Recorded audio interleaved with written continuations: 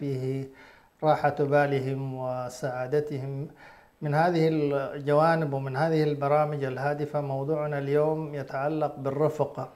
والرفق أيها الإخوة مجموعة من الأخلاق الفاضلة التي بها تطيب الحياة وبها تستقيم أمور الناس.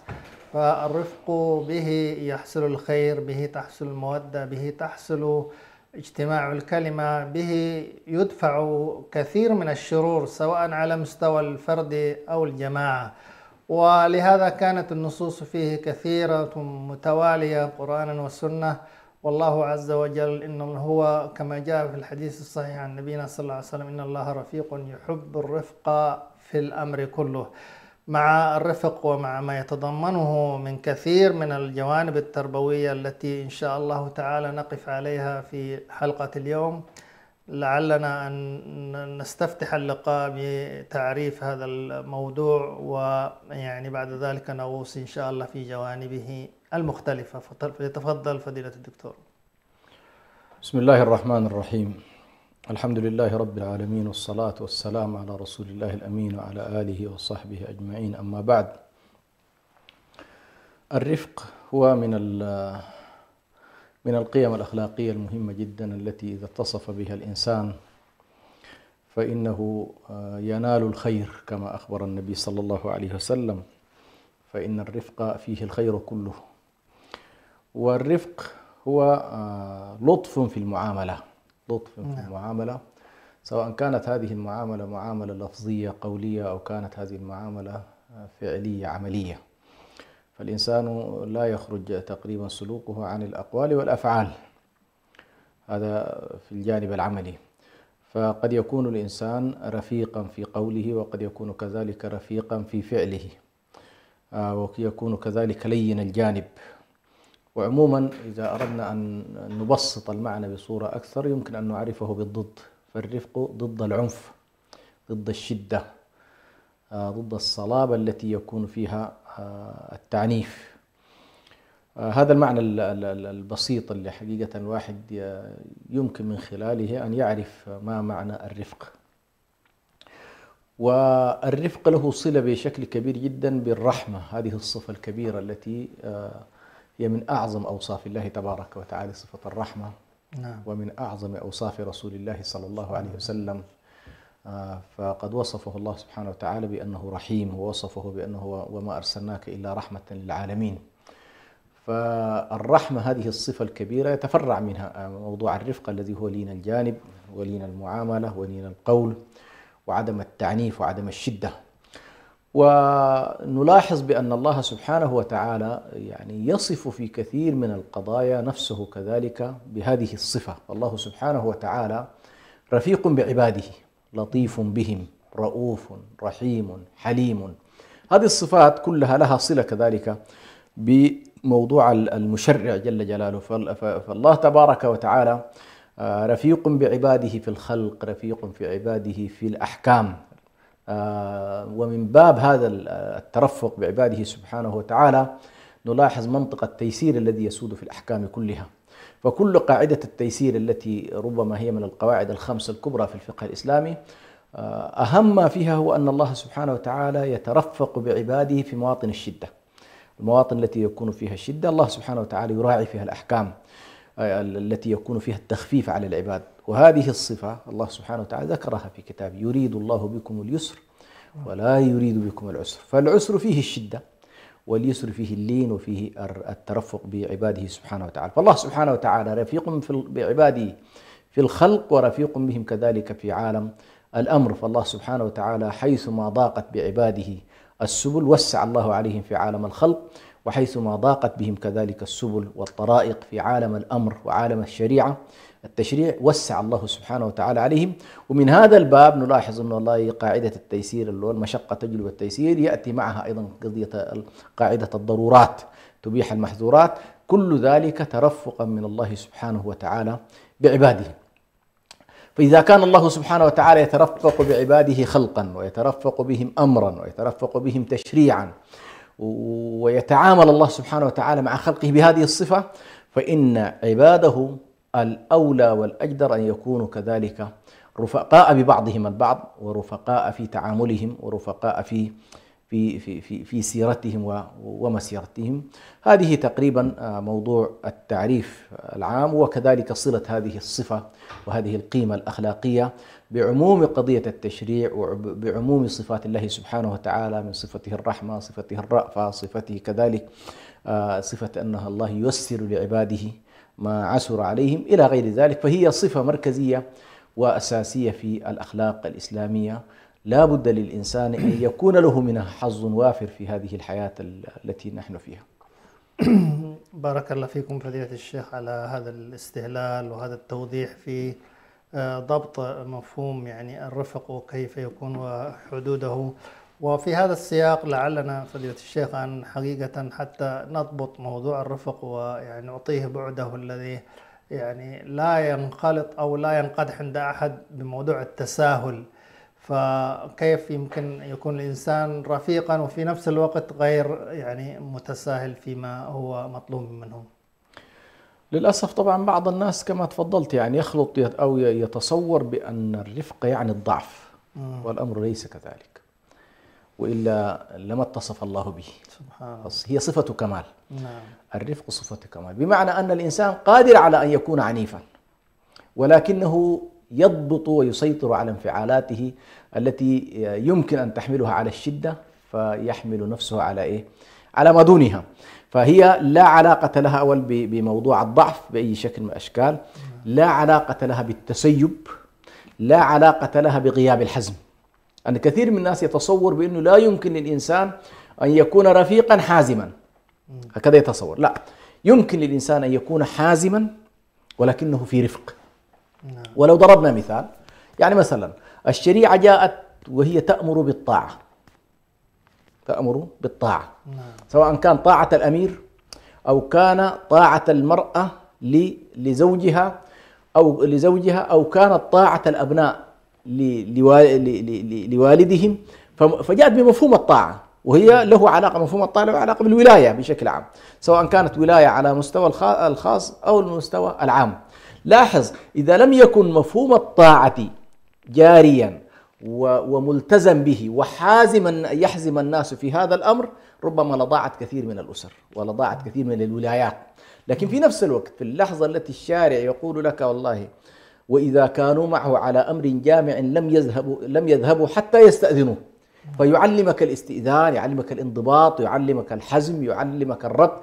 لكن في نفس الوقت أيضا يطالب هذا الذي ينفذ هذه القيمة، قيمة الطاعة وقيمة الحزم، أن تكون برفق، أن تكون برفق. فهنا التوازن ما بين القيم، قيمة الحزم مطلوبة، قيمة الرفق مطلوبة. يعني ليس كل حزم يرتبط بشدة، جميل، ولا كل أيضا رفق يرتبط بضعف أو تسيب. لا، يجب أن نتصور بأن الرفق مصحوب بحزم، الرفق مصحوب بقوة وليس بضعف. يعني يجب أن نفرق بين التسيب والتساهل والضعف والمسكنة. لا، ليس كذلك.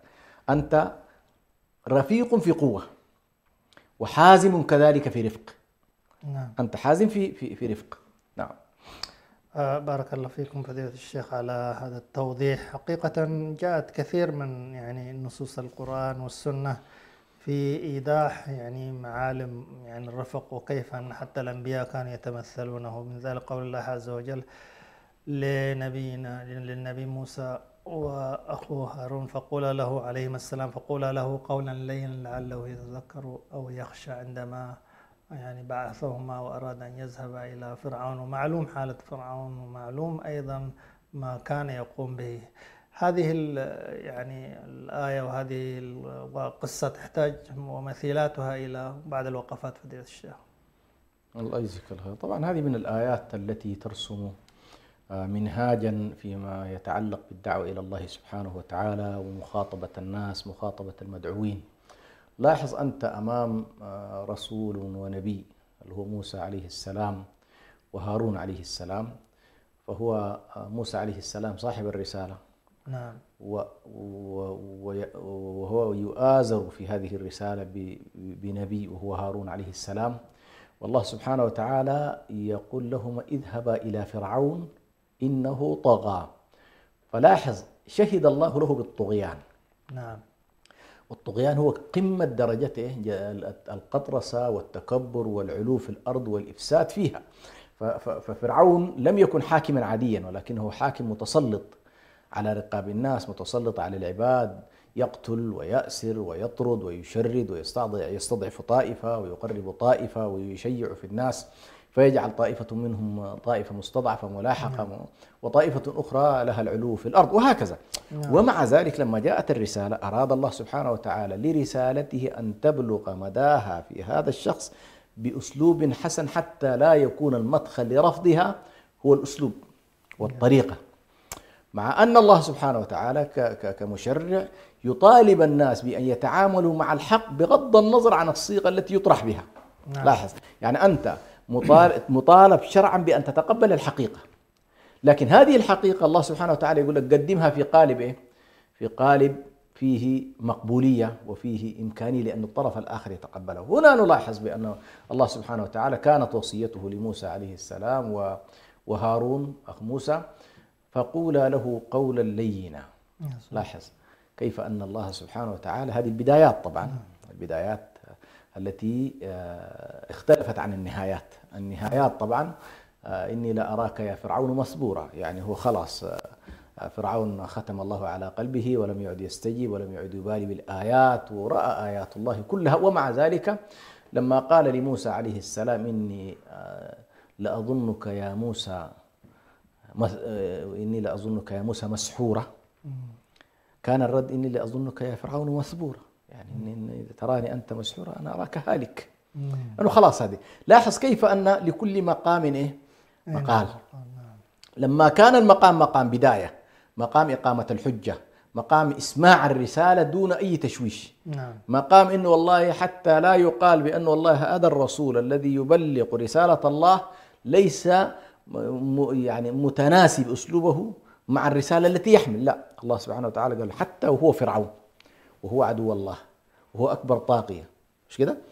والله حكم من البداية قال إنه طغى وإنه عصى وكل ذلك، لكن قال لهم: اذهبا إلى فرعون إنه قال فقولا له قولا لينا لعله يتذكر أو يخشى. فكأنما سبحان الله يعني لعله للرجاء أو الترجي، ليست كليته، ليت ما يتحقق معها شيء، مستحيل يعني. لكن سبحان الله كأنما الله سبحانه وتعالى أن الختم على القلب والطبع على القلب ما جاء إلا نتيجة تمرده على رسالة الله سبحانه وتعالى. هذه كانت الصورة، لعله يتذكر أو يخشى، هذا الذي نزل. فعلى كل الدرس العظيم إذا كان موسى كليم الله ومعه هارون يخاطب من الله سبحانه وتعالى وهو ذاهب إلى عدو الله فرعون، هذا صاحب الطغيان، صاحب التكذيب، صاحب الافتراء على خلق الله تبارك وتعالى والعلو عليهم والإفساد، يخاطبه الله في رسالته، يخاطبه في رسالته بأن يقال له قول إيه؟ القول اللين. فما بالك بقية المسلمين؟ يعني كثير من الناس للأسف تجده يغلظ على المؤمنين، على عباد الله البسطاء العاديين الذين يجهلون كثير من الأحكام، يغلظ عليهم في القول وكأن حالتهم أشد من فرعون أو وكأنه هو أفضل من موسى وهارون، نسأل الله السلامة والعافية. نعم. سبحان الله، حقيقة هذا يعني وقفة لا بد من أن يعتني بها الدعاة إلى الله عز وجل في تعاملهم مع يعني دلالات القرآن في مثل هذا النص وغيره. ونحن نعيش مع الرفق وأهميته، لا شك أننا بحاجة إلى أن نتزود من السنة النبوية، وهي مليئة بالأحاديث، وكذلك مليئة بالعديد من المواقف التي حقيقة كان النبي صلى الله عليه وسلم فيها رفيقا مع المدعوين ومع من يقابلهم في كثير من الحالات. فهل يعني باشرتم لنا ما يمكن أن نؤيد به هذا المعنى السامي، معنى الرفق في التعامل، من خلال هدي النبي صلى الله عليه وسلم؟ أول بالنسبة للنبي عليه الصلاة والسلام فهو قد حاز السبق في كمالات الأخلاق. دائما نكرر حيثما أردنا أن نتحدث عن صفة من الصفات إلا وكان النبي صلى الله عليه وسلم مستعصم بها. وأقصد الاستعصام هو أن النبي معصوم في تبليغ رسالته، مستعصم في أدائها وفاعليته. يعني النبي صلى الله عليه وسلم يبلغ رسالة الله سبحانه وتعالى وهنا معصوم، لا مجال لأن يخطئ في تبليغ الرسالة، لكنه في نفس الوقت مستعصم في تنفيذ أمر الله.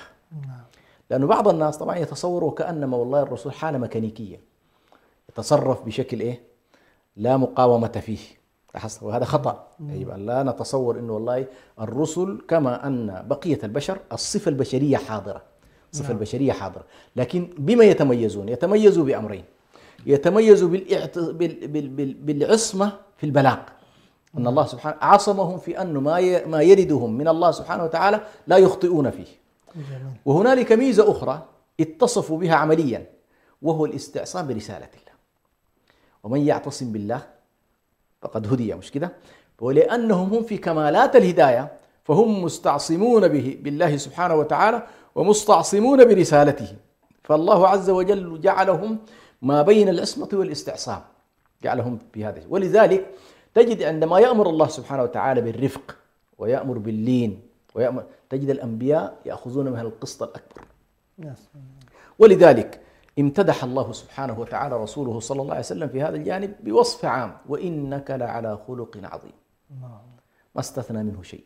فالنبي صلى الله عليه وسلم في كل الأخلاق هو في كمالاتها، لكنه لما جاء أيضا يفصل هذا الجانب قال الله تبارك وتعالى: فبما رحمة من الله لنت لهم ولو كنت فظا غليظ القلب لانفضوا من حولك فاعف عنهم واستغفر لهم وشاورهم في الأمر إذا عزمت فتوكل على الله.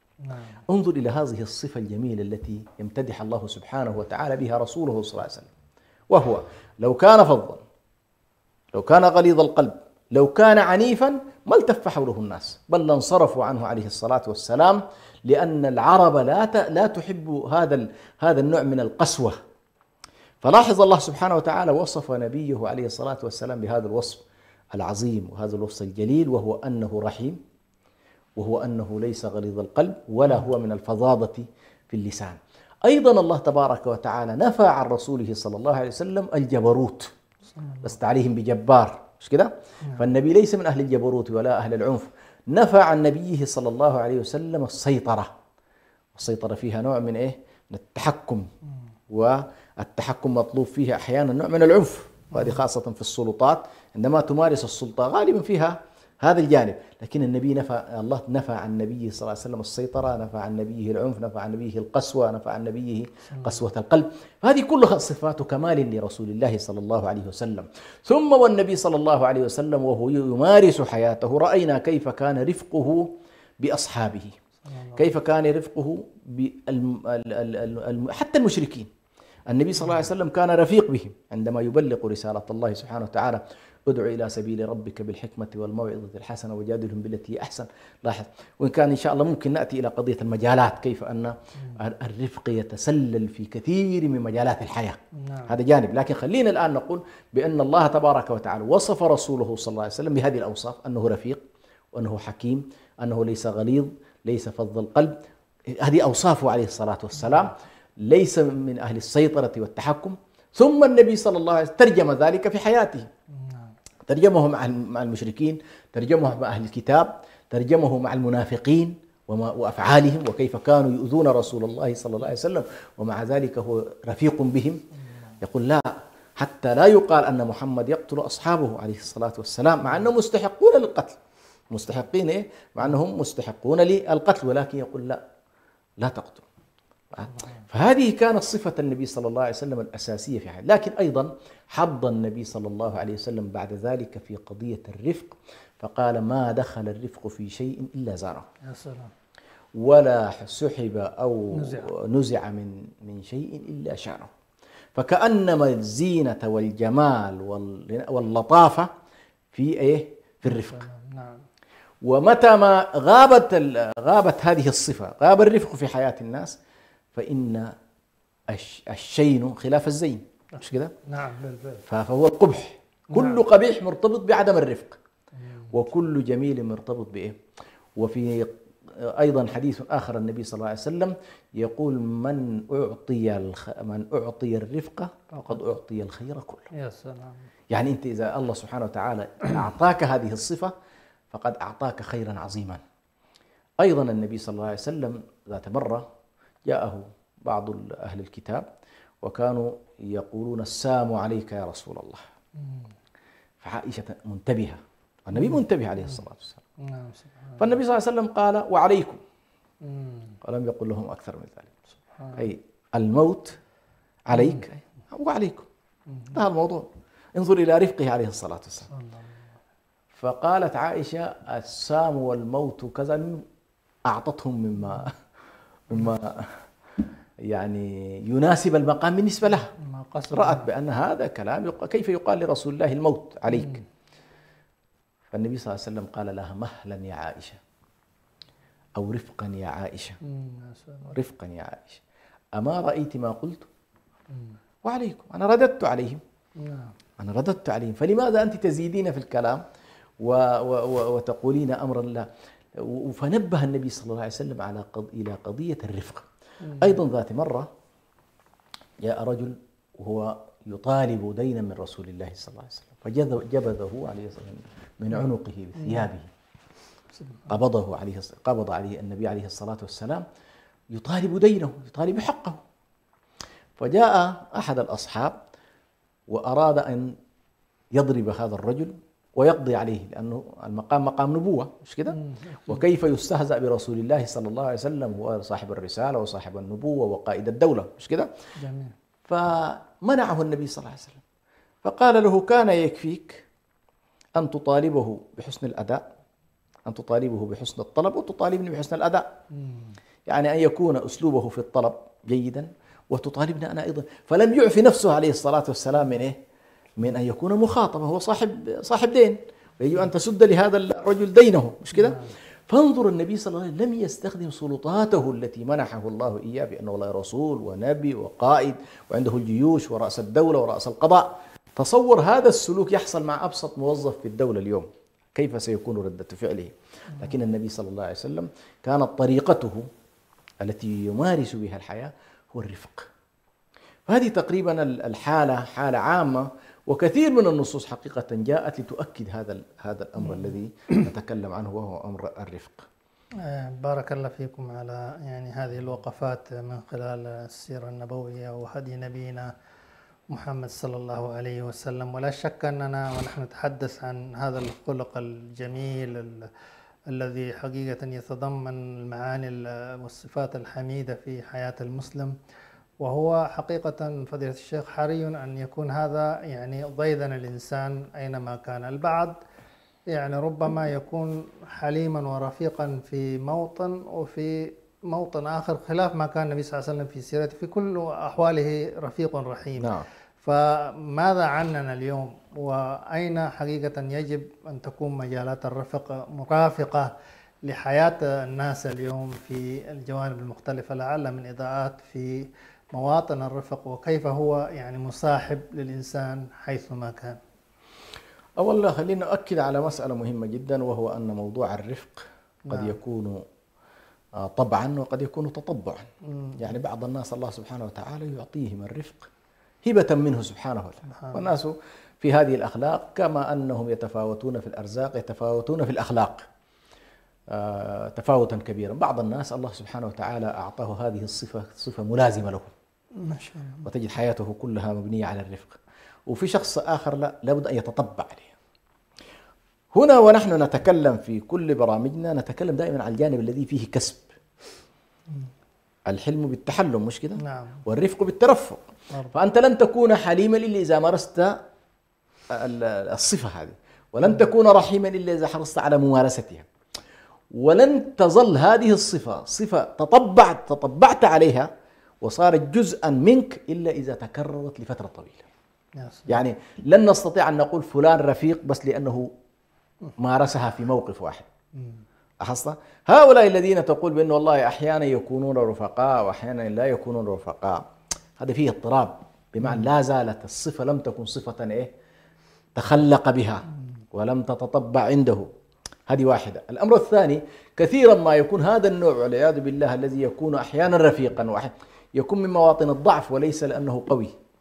يكون هو والله رفيق في المواطن التي يكون فيها ضعيفا، وغير رفيق في المواطن التي يكون فيها قويا. وهذه إشكالية طبعا، لا نستطيع أن نقول هو ممدوح في ذلك، لأن الرفق لا بد أن يصدر عن إيه؟ عن مجاهدة للنفس، والشخص قادر على أن يمارس العنف ولكنه إيه؟ يكابد منع النفس من شهوة الانتقام وشهوة العلو. هذا لابد أن يكبتها، فيظل هنا إيه؟ يتصف بهذه الصفة. فإذا واصل الإنسان حقيقة في صفة الرفق في سائر حياته، ويمكن عندنا مجموعة مجالات. المجال الأول هو الرفق على مستوى الأسرة. يا سلام. وأول رفق هو الرفق مع الوالدين. نعم. كده الله سبحانه وتعالى أمرنا بأن نكون في قمة الرفق مع والدينا. وقضى ربك ألا تعبدوا إلا إياه وبالوالدين إحسانا إما يبلغن عندك الكبر أحدهما أو كلاهما فلا تقل لهما أف ولا تنهرهما. مش كده؟ نعم. أيوة. وقل لهما قولا كريما. نعم. قل لهما قولا كريما. شوف، أو لا تقل لهما أف، وهذه أقل ما يمكن أن يمارسه الإنسان، كلمة الأف. مش كده؟ نعم. والقول الكريم. قل لك بعد ذلك أن تنتقي من الأقوال الكريمة في الترفق بوالديك. يا سلام. هذه مسألة مهمة جدا. يعني كيف نستطيع أن نكون رفقاء في الأقوال بالوالدين ورفقاء في الأفعال كذلك مع الوالدين. وفي نفسه هم معنا طبعا معنا. هذه جانب الرفق بالوالدين. الرفق بالأولاد. كلنا اليوم مبتلون بكثير من الأخلاقيات والسلوكيات والإشكالات. الطفل لا تشكله أنت وحدك، ولدك اليوم تشكله المدرسة، يشكله الشارع، يشكله الإعلام، تشكله القنوات، يشكله الجامعات. مش كده؟ نعم. أحيانا كثيرة جدا تقع أنت في إشكال في التعامل مع الأولاد. نعم. فبعض الناس يتصور بأن الطريقة المثلى في التعامل هو العنف، لكن أقول له لا، ترفق. كلما سبحان الله تعاملت برفق استطعت أن تكسب قلوبهم. يا سلام. استطعت أن يتوددوا إليك، يعبرون لك عن مشاعرهم. الرفق مع الزوج، وهنا أعني بها الزوج والزوجة يعني. نعم. كيف تترفق المرأة بزوجها وشريكها، وكيف يترفق الزوج كذلك بزوجه وشريكته. هذا لا بد أيضا أن يكون من الأشياء المهمة جدا. فعندك مجال الأسرة، هذا مجال واسع جدا لقضية الرفق وتطبيقات منهج الترفق في هذا الباب. المجال الثاني الرفق في الدعوة إلى الله والتعليم. كيف أن الله سبحانه وتعالى يقول ادعو إلى سبيل ربك بالحكمة والموعظة الحسنة وجادلهم بالتي هي أحسن. مش كده؟ ولا تجادلوا أهل الكتاب إلا بالتي هي أحسن. وآية إنه فقول له قولا لينا. لاحظ، مقام دعوة، مقام تعليم. مش كده؟ فالله سبحانه وتعالى يقول لنا في مجال الدعوة إلى الله سبحانه وتعالى عندكم هذه الوسائط التي هي يجب أن يصل فيها الخطاب على أحسن ما يكون. إذا عندنا هذا مجال واسع جدا، مجال الدعوة إلى الله. ممكن أقول في مجال ربما كثير من الناس يتصورونه مجال عنف، وهو مجال الجهاد في سبيل الله. كيف أن النبي صلى الله عليه وسلم والإسلام بشكل عام وضع في منظومة الحرب القيم الأخلاقية التي تسود فيها منظومة الرفق في مساحات واسعة. كيف يقول لك والله لا تقتلوا طفلا ولا تقتلوا شيخا ولا تقتلوا راهبا ولا تقتلوا امرأة لاحظ هذه. اليوم انظر لو أن الناس والله طبقت هذا على ما نراه اليوم من حروب. انظر الآن هذه الكارثة الكبيرة جدا التي تقع في قطاع غزة. يقتلون الشيوخ ويقتلون الأطفال ويقتلون النساء ويحاصرونهم ويجوعونهم. انظر إلى الإسلام كيف أنه والله حرم هذه الوسائط. الأمور هذه كلها محرمة ومجرمة في دين الله سبحانه وتعالى. إذن الجهاد نفسه ساحة إيه؟ هو ساحة حرب، ولكنه ساحة أخلاقية أيضا في بعض جوانبها. فليست كلها إيه؟ كيف أنك بعد أن تأسر كيف تتعامل مع الأسير، وأنك لا تقتله بعد أن تأسره وأخضعه لقانون الحرب وهكذا. إذن الرفق في ساحات الجهاد.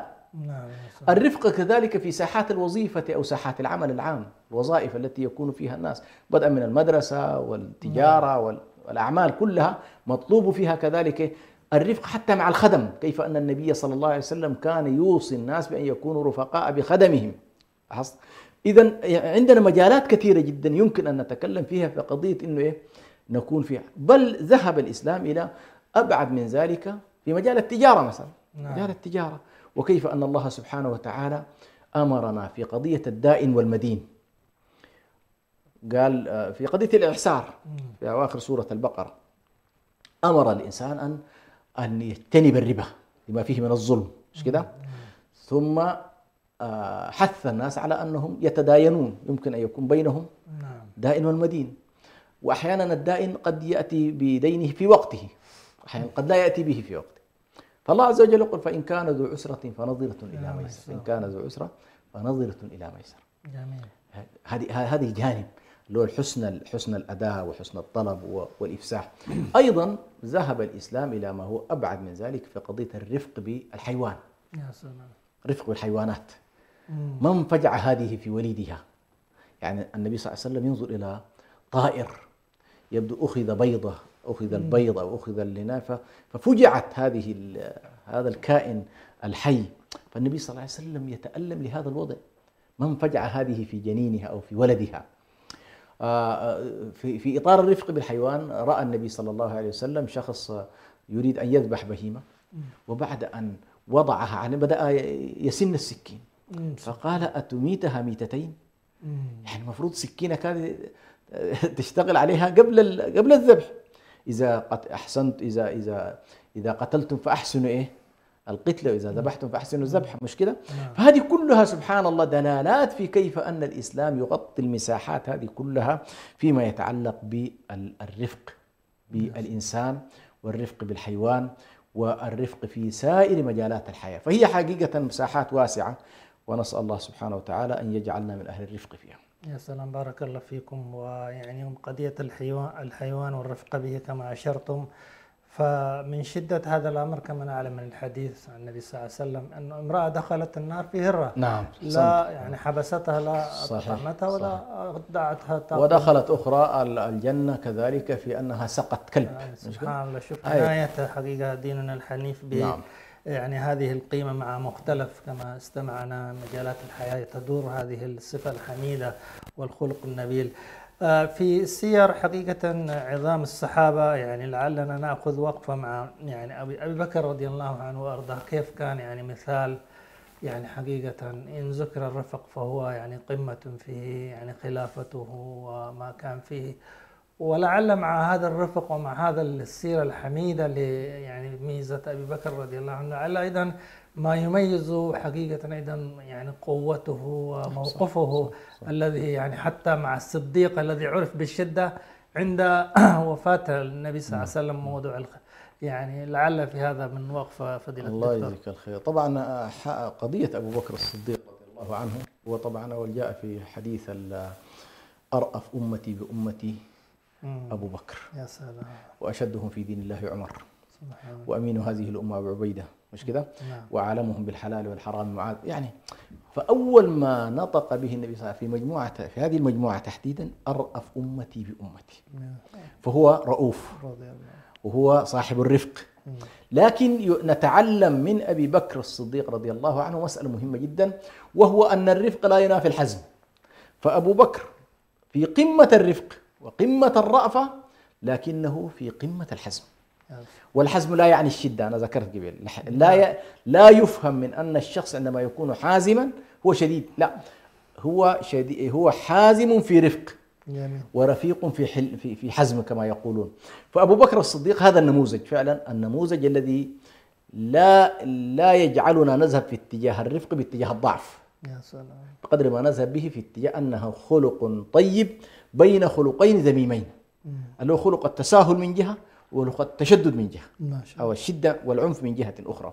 فلاحظ أبو بكر الصديق رضي الله عنه هو صاحب القضاء على الردة التي حدثت بعد النبي صلى الله عليه وسلم، وتعامل معها أبو بكر الصديق بحزم وصرامة. ومعروف أنه هو رفيق. وفعلا كيف أن أبو بكر يتحول بهذه الصورة، إنه هل هذا منافي لرفقه؟ لا، لم يكن منافي لرفقه، ولكنه اكتشفنا في أبي بكر صفة أخرى وهي صفة الحزم، وأنه شخصية حازمة، شخصية قوية، شخصية قادرة على قيادة الدولة، وليس شخصا ضعيفا. ولذلك لما يجادل عمر بن الخطاب رضي الله عنه ويقول له: يا عمر، أخوار في الجاهلية، أشجاع في الجاهلية وخوار في الإسلام؟ كيف أنت والله تتردد في موطن واضح، موطن يتطلب الحزم ويتطلب قوة كقوة أبي بكر حتى تبقى الدولة على الأقل قائمة، دولة الإسلام وولاية الإسلام.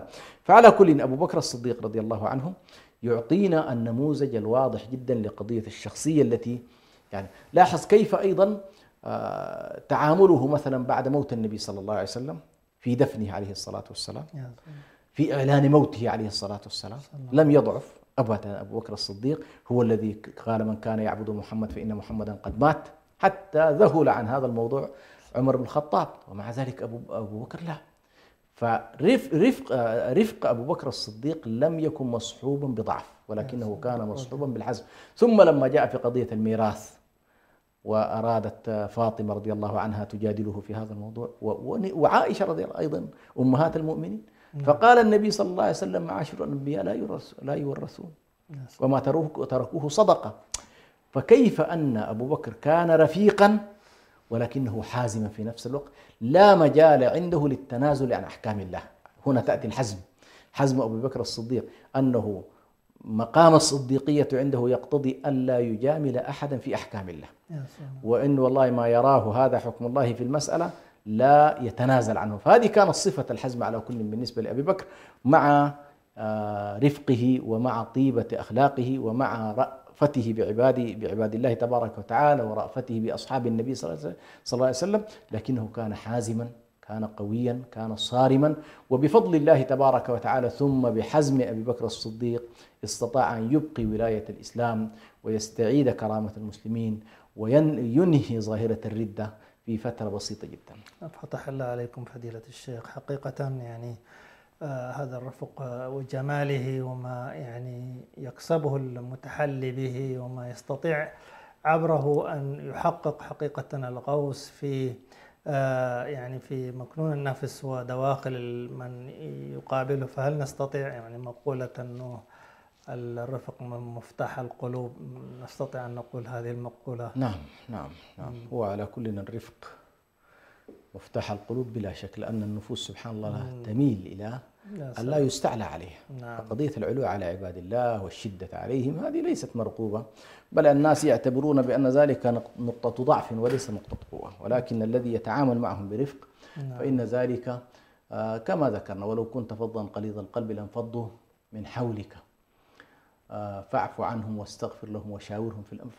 فهذا التودد، هذا الرفق يجعل الناس يكسبون. أيضا من الأشياء المهمة جدا التي يستفيدها الإنسان ومن ثمرات حقيقة هذه الصفة وهذا الخلق الكبير، أن هذا الخلق محبوب لله سبحانه وتعالى. فمن نال منه فقد نال من محبة الله، فقد نال من محبة الله تبارك وتعالى، وفيه الثواب وفيه الأجر. كما أنك والله إذا كنت صادقا تثاب على ذلك، وإذا كنت كاذبا أيضا تعاقب وتذم، كذلك الرفق. فإن من كان رفيقا فقد تخلق بصفة محبوبة لله سبحانه وتعالى، وبالتالي ينال ثواب الله سبحانه وتعالى. أيضا الرفق هو زينة كل شيء، والعنف هو قبيح حيث محل. وبالتالي أنت إذا تزينت، إذا أخذت بالرفق فأخذت بالزينة. الزينة هي حاجة جمالية، مش كده؟ هي من كمالات وجمالات الأخلاق. كذلك يكون بالرفق على عباد الله تقابل بالرفق من الله، استصحب ذلك. تجاوزت عن الناس يتجاوز الله عنك، قابلت الإحسان بالإحسان يكافئك الله تبارك وتعالى بهذا. طيب لو أنك ذهبت في اتجاه العنف تقابل بالعنف أيضا. جميل. فالجزاء من جنس إيه؟ من جنس العمل. فمن اتصف بصفة الرفق قابله الله بالرفق. نعم. ولذلك النبي صلى الله عليه وسلم يقول: من شق على أمتي شق الله عليه، ومن رفق بأمتي رفق الله به. لاحظ، فالذين يتولون أمر الأمة في قيادتها أو في ولايتها أو في مقام مقامات السلطة فيها، وعندهم القدرة أن يكونوا رفقاء بأمة النبي صلى الله عليه وسلم، ومع القدرة على الرفق إذا بهم يسلكون بها مسالك الشدة والعنف، يقابلون بنفس السلوك من الله سبحانه وتعالى، فيشق الله عليهم ويشدد الله عليهم. هذه لا بد أن تكون أيضا مصحوبة معنا فيه. أيضا النبي صلى الله عليه وسلم قال الرفق فيه الخير كله.